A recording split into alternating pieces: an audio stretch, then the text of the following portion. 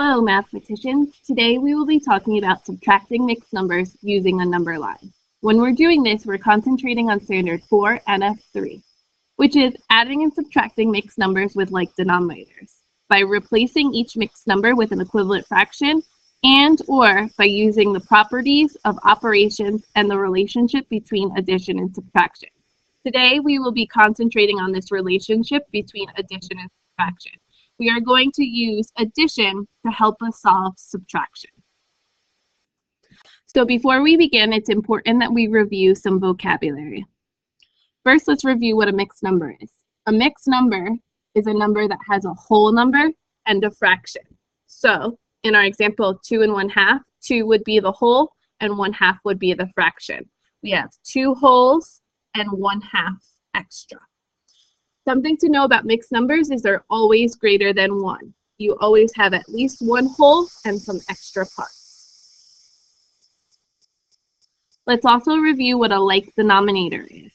Like denominators are fractions that are divided into the same amount of parts. So in this example, 2/4 and 3/4, they both have the same denominator of 4. So both of their wholes have been split into 4 pieces. Unlike denominators are when they're split into different amount of pieces. So here we have 2/4 and 2/5. This whole is split into 4 parts. This whole is split into 5 parts. These are unlike denominators.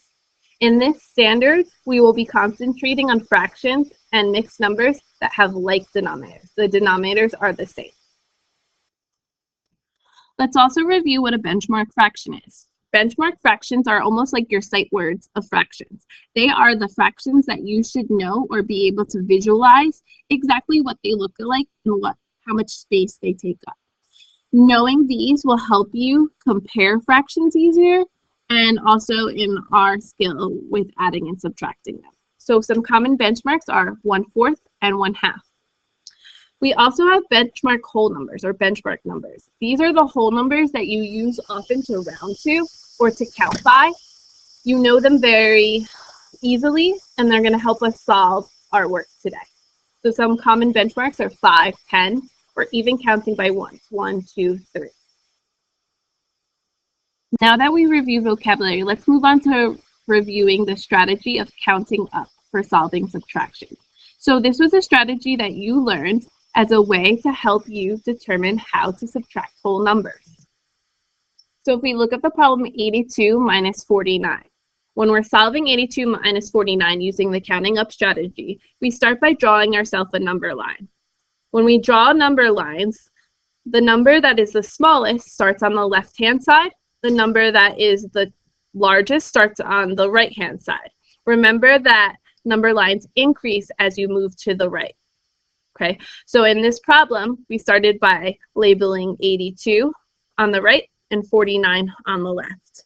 Then we count up at benchmarks, easy numbers to help us get to our larger number. So if we started at 49 and added 10, this is our distance. We moved a distance of 10. We got to 59. If we moved another distance of 10, we're at 69.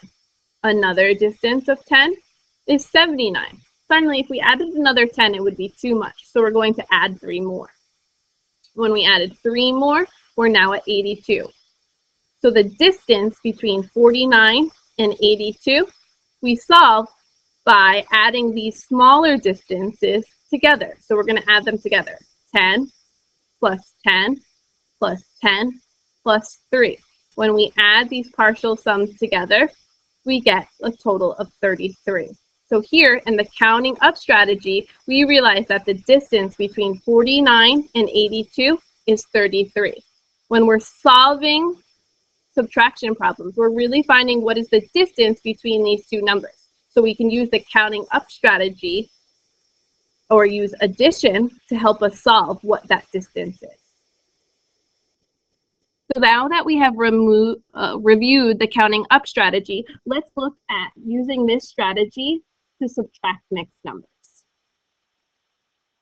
Let's start with the first problem, 5 2/8 minus 2 6/8.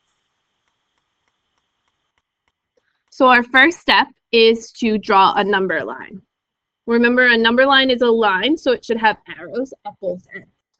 Next, we're going to take our larger number and we're going to place it all the way on the right side. Remember, number lines increase as they move to the right. So our largest number goes on the right, 5 and 2/8. Our smaller number, we're going to put on the left, 2 and 6/8. This is really important. Some students mess up here. This is where they, by accident, put the larger number on the left and the smaller number on the right. That is not correct. You need the larger number on the right and the smaller number on the left, just like if you were making a number line with whole numbers.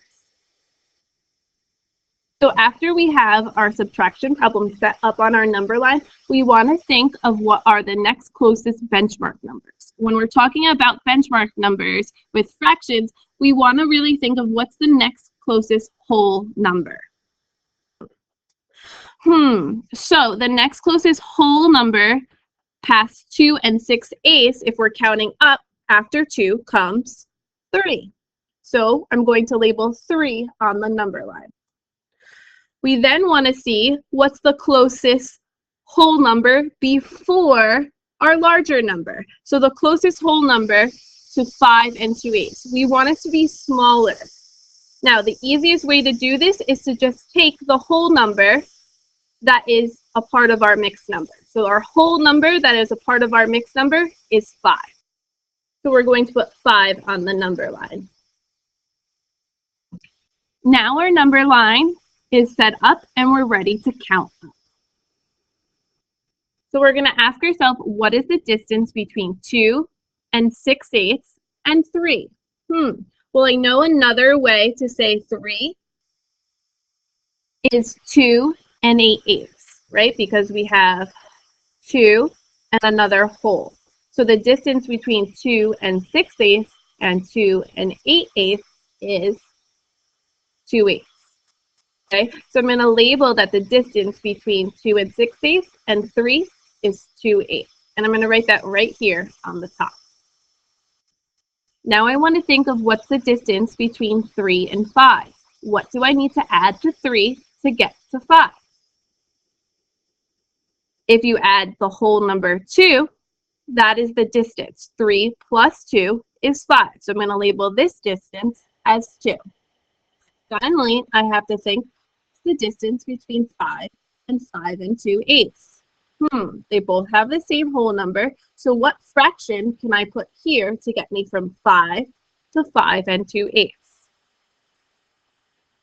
2/8. The distance is 2/8 because remember the whole number 5 is the same thing as 5 and 0/8. So if I add 2/8 more, I get myself to 5 and 2/8. Now I have all my distances labeled. My next step is going to be to add them together. So I'm going to take my distances and I'm going to put them together. I'm going to add them together. Notice I lined up my fractions and I lined up my whole number. Now I'm going to add them together. 2/8 plus 2/8 is 4/8. And 2 plus 0 is 2. 0, 0. 2 is 2. So when I add together my distances on the top, I realize that my distance from 2 and 6/8 to 5 and 2/8 is 2 and 4/8. So the answer to my subtraction problem is 2 and 4/8. So here you can see how I use my strategy or my strength of addition to help me solve what the distance between 2 and 6/8 and 5 and 2/8. Let's look at another example. 1 and 1/4 minus 2/4. So my first step would be to draw my number line. When I draw my number line, I'm going to label my larger number on the right-hand side. I'm going to label my smaller number on the left-hand side. So my larger number is 1 and 1/4, and I put it on the right side. My smaller number is 2/4, and I'm going to put that on the left side. Now I'm ready to find the distances. First, I think I should start by labeling a benchmark. What is the next whole number after 2/4? If I have 2/4, my next whole number would be 1, right? Because 1 is the same thing as 4 over 4, and that's my next whole number. Hey, guess what? That's my benchmark too.